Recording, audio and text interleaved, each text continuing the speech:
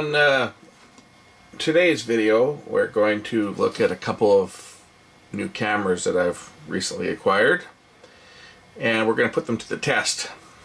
And I'm going to do a couple of different tests on this particular setup here, just because I've done some shooting in the car, but they were under different lighting conditions and stuff. I was just kind of playing with this camera here. This is the new Nikon KeyMission 170. It's a 4K action camera, and it comes with a couple of different lens attachments. This is actually the underwater lens. You can take this off and put the normal lens protector on, which really doesn't offer any lens protection at all because it's just a ring on there, but the lens is totally exposed. I actually prefer the underwater housing just because, well, it's got another piece of glass in front, so if something goes flying at the camera, it's not going to break the lens. It's going to hit this other glass in front, and it's going to protect the lens from dirt and scratches and so forth. But what we're going to do on this video is we're going to take a look at some picture quality, and then I'll talk about these cameras a bit first. First, we'll talk about the Sony AX33. I love it. It's a great camera. It's not the AX100, which is what I'm shooting this with. The AX100 is superior in every way, I think, to the 33. The 33 does have some strengths, and I don't care what anybody else has to say about the floating lens. Okay, you see the lens in the AX33, it floats, and as if that's a big selling feature, the floating lens. I don't really care what anybody has to say. I've done a comparison on using both the AX100 and the AX33, and as far as I can see, the steady shots on them are pretty darn close in terms of how they operate. In some situations, the AX33 might give you a little bit better stabilization, but they're not a gimbal. They're not a steady cam. They're not a gimbal. They may help, but they're both pretty close. When mounted in the car on my Fat Gecko mount, I actually think the AX100 performed better in some early testing I've done with it, and I'll be doing some more testing as we get closer to road trip season. But I picked this little Nikon up. I got it as an air miles reward, so it didn't actually cost me anything here. And I'm going to do a test on this thing, and I'm certainly not being compensated by Nikon or by anybody to do this test. And I didn't receive the camera. It wasn't given to me. There's nothing promotional about this. I had some air miles that I cashed in because I got suckered into that news story that, oh, air miles are expiring. You've got to use your air miles before the end of the year. You're going to lose them. So, like a bunch of other people, we jumped on the website to see what we could spend our air miles on because I wasn't planning on taking a trip anytime soon, and I had enough air miles to get this little camera for free. So, and then of course, the day after I ordered it, the air miles people came out and said, "Oh, we're only joking. We're not going to expire your air miles." So, but I'd already ordered it. It had already shipped, so I've got it, and I plan to use it. And I'm going to be doing some videos on my motorcycle this coming summer, and I'll mount this and shoot some nice scenery in 4K.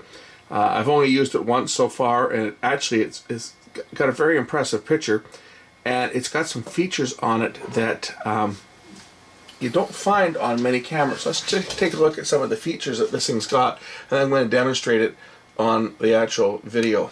So when we turn the camera on, which is done with the on-off button on the top here, so we're going to look at the little Nikon here. It has a lot of features that other cameras don't have. I'll turn it on here by pressing the power button, and I don't have a memory card in it now, so it's going to grumble and complain. But if I go into the menu, if we go into settings, into movie mode, well, we've got different types of movies. Standard movie is the normal mode for recording 30 frames per second. If you go back into the menu here, if I go into settings, if I go into movie, I can select movie options.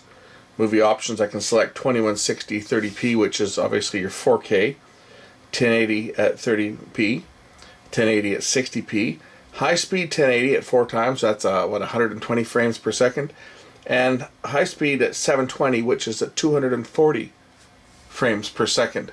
So it actually has options where when you record in this mode, it'll actually play it back in slow motion. Other features that we've got on this camera, if I go back to movie mode, we've got standard movie, we can add slow motion to it, movie and photo, and here's one I like. This is superlapse mode. Now in superlapse, you can create a double speed, 4 times, 6 times, 10 times, and 15 times superlapse movie. And the demonstration I'm going to show you, I actually shot it in 10 times, where the camera will only take 3 frames per second, but of course it stitches it together as a 30 frame per second movie. So everything plays back at high speed, and it's great for making superlapse videos. How I normally do it for my dash cam is I speed it up in post-production, and take a 30 frame and set my Adobe Premiere at 10 times and render it out. This way it'll do it all in camera. So if I want to shoot an ultralapse movie with this, which is I'm going to be doing with it, I can set the camera and hit the button and let it go, and I don't have to record tons and tons and tons and tons of data and have to process it after. I can take it right off the camera at a superlapse video and basically add some music to it and play it back. Another feature that we have on this one is time lapse. So if I go into movie, whoops, where was I here? Back up to movie mode, time lapse movie. Now this takes it to even the extreme. In this case, it's going to turn on a movie, but you can have it take a shot every 2 seconds, every 5 seconds, every 10 seconds, and every 30 seconds. And then night sky, which gives you a long exposure, which I'll be probably trying this out too. When I get a chance, we'll do some experimenting with night sky. But basically in 2 second mode, when you select that, the next thing that comes up is auto exposure lock off or auto exposure lock on. So that's important if you're doing a time lapse, like of a sunset, for example. You don't necessarily, or you don't want the camera's auto exposure adjusting while it's doing those exposures. You want to lock down your auto exposure, which is, I mean, you got to do that when you're doing time lapse. Otherwise, as the scene gets darker, the gain will start coming up on the camera, and you'll see it in the picture. It won't look very nice. Now the memory card and the battery and everything is underneath this waterproof door. So to open it up, we just have to release the catch and release a secondary catch, and then we can open it up. And here's where the memory card goes. Memory card just fits right into the camera like that. Okay, I turned it on by accident when I was doing that. But you've also got your HDMI, and you've got your USB, which is for charging it, and it will power the camera without the battery being charged. So if you're using it as a dash cam, for example, you can leave the door open and plug your USB power cable in and power the camera up, so you can power it up for hours on end, which is nice. A lot of cameras don't allow you to do that, but this one here does. I've already tested that, and I was quite amazed because my battery was dead. So I plugged it into power and I was able to record immediately. I didn't have to wait for the battery to charge, which is really nice. But of course you'd have to leave the door open to do that. Close the door, lock it in place, has a secondary lock so that it doesn't pop open. And to turn on the camera, there's 2 power buttons on it. If you want to take photos, you can press this button here, and that'll turn the camera on in photo mode, and then when you press the button, it'll take a picture. And to turn it off, you just press and hold. No, you gotta press and hold the button. Press and hold that one. That'll turn the power off. To turn it on for video mode, just press that button, and then when you press the button to record, it starts recording. And when you're recording, you get a red light flashing on the back of the camera and on the front, and it stays solid once it starts recording. You can set the display to time out so that you're not wasting your battery. You can set it to I think it's 5, 10, 20, 30 seconds, etc. Multiple times you can leave the display on and have it blank when you're recording. That way you're not killing your battery. once you've started your recording. When you stop it, the display will come back on, and it'll beep twice to tell you. Now it does come with this little remote control, which I've got right here. This little remote control you can put on your armband, for example, and you control the camera from here. I haven't got it paired with the camera right now, and you can also control it with a smartphone. And I haven't bothered to set the app up yet, but you can set it up so that the camera will actually download your pictures immediately over Bluetooth to your phone. So you can take pictures and you can post them immediately on your favorite website or file sharing or social media web page. You can post stuff immediately with it. I wanted to get some footage so that I can judge this thing, how it handles poor lighting.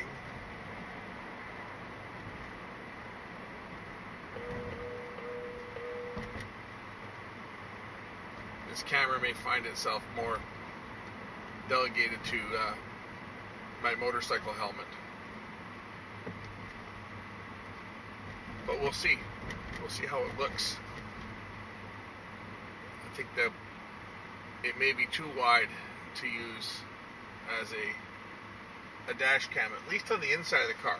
You could put it outside because it's waterproof. It's, you could mount this right to the front of the car and get a great view from the front of the car outside. The neat thing about this camera is that it's fully, it's waterproof, vibration proof, and it can go outside in the elements.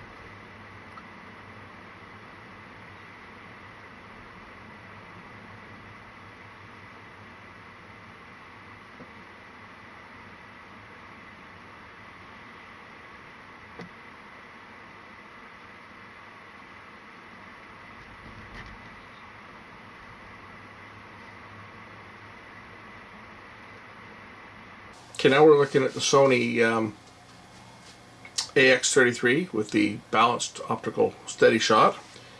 Now this camera features the touchscreen, so you can set it up by just touching the screen here, menu for example, and you can go into your image size, select whether you're going to record in 60 megabits or 100 megabits for your 4K. I leave this one in 60 just to save space, although I'm recording this in 100 megabits on my AX100. To record on 100 megabits you need a top rated memory card. If you don't have a UHS 3, forget it. It's not going to work, and I only have a UHS 1 in this one, so I can't record at 100 megabits. I'm limited to 60. I do have a UHS 3 in my AX100, and I do when I'm doing scenery stuff where I'm not so much recording stuff moving in the car from the dash, but when I'm actually doing my scenery work, I shoot that all in 100 megabit because it does make a difference. Might not show up so much on YouTube, but when I look at my productions on my 4K monitor, there is a noticeable, it's not a huge difference, but it is a noticeable difference shooting at 100 megabits. Anyway, this camera will do that as well. Image size, quality, select that, and you can select whether you're recording in 4K or whether you want to record in AVC SHD or regular AVC HD, which is just your high definition recording. I've got the camera currently set in 4K, as that's what I was using at the time. And this one can be controlled from a smartphone as well. Again, I haven't set that feature up on it. Maybe someday I'll try it, but I'm not into more of the the remote control of it, because a camera is generally within arm's reach when I'm using it, so I haven't needed to set that up, but it does have the ability to do it, and basically, and it does have wireless on here as well, so you can upload your photos and upload your video to your computer. Again, I find it's just as easy to take the memory card out. It's actually faster to take the memory card out, read it in a USB 3 reader, a SD card reader, as it is opposed to trying to just upload it through Wi-Fi. So I never bothered with that. I guess maybe it's for some people, but for me, I don't put stuff up on the cloud. I don't use cloud storage. I'm not into all this Wi-Fi transferring. I like to organize my files and keep them on hard drives, and copy stuff over to specific hard drives to keep them, keep all my material, and I keep everything separate. So for me, it's easier just to take the memory card out of the camera and copy it over to my hard drive or to various hard drives for use in editing. It's a nice. It's got a lot of features on it. It's got a nice picture on this camera, and again, doesn't look as good as the one that I'm shooting this with, but it's pretty close. It's pretty close. We're going to do a comparison here, and we'll take a look at some video that I shot with both of these cameras here momentarily. Here on the Sony, if we drill down into some of the menus, like the camera mic menu, for example, we're able to make changes such as the white balance, have it on auto, or we can select outdoor. We can select indoor. We can select one button push. So you push that button, and then you find something white, and you press the button over here, and it will find that white card and adjust your white balance accordingly. That's a feature that you don't find on the little Nikon. It's got preset indoor, outdoor, or automatic. It doesn't have all the bells and whistles.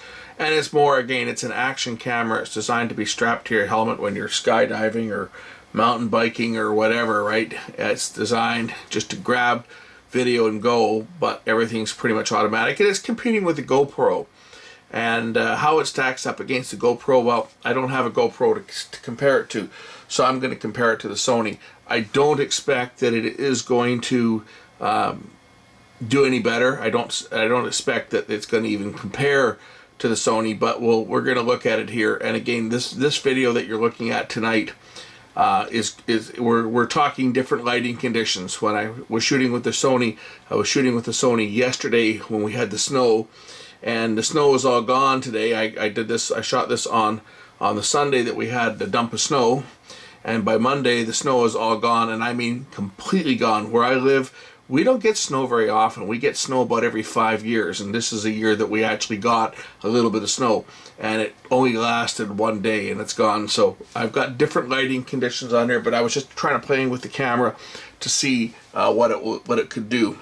And I think probably on the weekend, and this weekend is Christmas weekend, so probably Thursday or probably Saturday or Sunday, I'll take the cameras out in the car and I'll try and do some comparison shooting with both of these cameras, and we'll do another video. But I just wanted to do something quick here just to do a little comparison and try it out. So what you're going to see is really quite a short video, and it's not going to be at the full quality because I'll tell you right now, I am compressing this quite highly. I know YouTube is going to compress it again, so what you're going to see here on YouTube in 4K is not, camera shut off because I haven't done anything with it. It goes into battery save mode. What you're going to see here is not the full quality, because I am only going to encode this at 25 megabits, and I'm not going to encode it at the 60 or 100 that I'm shooting the video in now. But anyway, we'll take a look at the video. Here's another neat feature I like about this camera here. It actually has a shutter, so when you shut it off, it closes to protect the lens. A few other things on here that I'll go over that it's worth mentioning on the Sony. It has your LCD touchscreen. Okay, it has an electronic viewfinder here on the back, and I don't know if you can see that very well, but anyway, the electric viewfinder on this, it is not an OLED screen. By AX100, the eyepiece is an organic LED, an OLED viewfinder, and it is absolutely fantastic. When I'm shooting video on my FDR AX100, I only use the eyepiece because what I see in the eyepiece is exactly what I'm going to get from the camera. It's the same as my other Sony, my SLR camera that I use. I have it at A65, and it has also has the OLED viewfinder, and it's wonderful because what I see in that OLED screen is exactly what I'm going to get on video. Not the case with this. This is more along the lines of an LCOS, liquid crystal on silicon. But basically what it is, and if you put it up to your eye and look at it when you turn it on, you'll see it. You'll see a light flooding, because you'll see it in the surrounding area. And I don't know, it's not going to show up on camera, I don't think here, but maybe you can see it. But anyway, yeah, you can see it there if you look. If you look along the edge of the screen, you can actually see the floodlight that's shining on the actually on the face of it. If I close it, you'll see that the floodlight comes on. So it's basically got a series of LEDs that are strobing red, green, blue, that's shining on. It's probably a liquid crystal on silicon. I'm thinking it's LCOS display. Or it could be using the same technology as DLP, but it's basically 3 LEDs shining onto a reflective screen. It doesn't give you the proper contrast. What you see in the viewfinder is not what you get. It's like the LCD screen here. What you see on the LCD screen is not necessarily what you're going to get when you look at the actual video. It's typically not as good on here. It looks better when you shoot it than it does on here. Whereas that's the downside to this camera, is that it's using an inferior viewfinder that's not good enough for focusing, and it's not good enough for color matching. Whereas the viewfinder on the FDR AX100, the OLED viewfinder, is good enough for color matching. It's spectacular. Let's take a look at the AX100. So now we're looking at the AX100, the FDR AX100. You can see it's a little bit bigger, and actually it's got this big lens hood on the front here, so I mean we can take that off. It makes the camera a little bit smaller, but it's considerably bigger, and I always shoot with a polarizing filter on this thing. Anytime I'm shooting with this, I'm shooting with a polarizing filter. One is to protect the lens, but two, I just like I like the way that it improves images. It darkens the sky, for example. It increases the contrast in the sky, and makes water look nice. If you're shooting water, you don't get reflections off of it to the same degree. So I usually shoot. I'll take it off for certain things, but I'm usually shooting with the ND filter, or not the ND, the polarizing filter. This camera also has ND filters built in, so it's got a 3-position ND filter that you can select. And you can select auto or manual, so it's got full control. It's got full manual control. So when you're shooting, for example, you can, let's gonna zoom this in a bit here. You've got full control, so I can go into manual mode here, and I can select, manual shutter speed or manual aperture. So I can change my gain using the thumb wheel up at the front here, or I can change the iris setting, and that's all done by just pressing a button and selecting it with the thumb wheel. So you've got full control. It's got 2 dials on it. The AX33's got 1 dial that you can program for doing different things like manual focus, for example, which is what I have it on. When I hit the button, it becomes manual focus, which I do on this one as well. Right, this one here, you can switch it. You can switch it to zoom, and then this becomes a manual zoom. Or you can switch it to focus, and then the dial becomes, or the ring becomes manual focus. But the AX100 has got this secondary control dial, which can, when you select manual, you can select shutter speed, gain, iris, and exposure, and control it with this dial here. So it's very useful. Here's the OLED viewfinder I was talking about here. Let's turn this thing back on here and put everything back in. Okay, so I don't know if you can see that or not, but there's the OLED viewfinder on this one, and it is superior in every way. It goes out when you take your eye away from it, so you got to be up too close to it. So it is superior in every way to the eyepiece on the AX33. and the autofocus is also superior.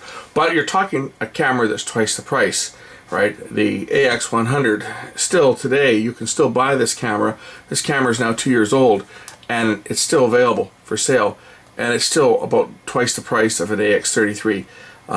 It has a 1-inch sensor on it, so you get good depth of field. If you're looking for a camera that you're looking for good quality, and you're looking for top quality without spending a ton of money, then I would highly recommend investing in one of these cameras as opposed to the AX33.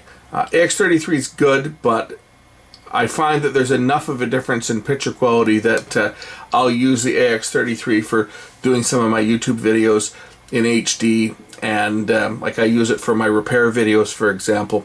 But if I'm shooting something where I want the best possible quality, I'm going to shoot it on this camera for sure. Anyway, let's get a look at some sample footage.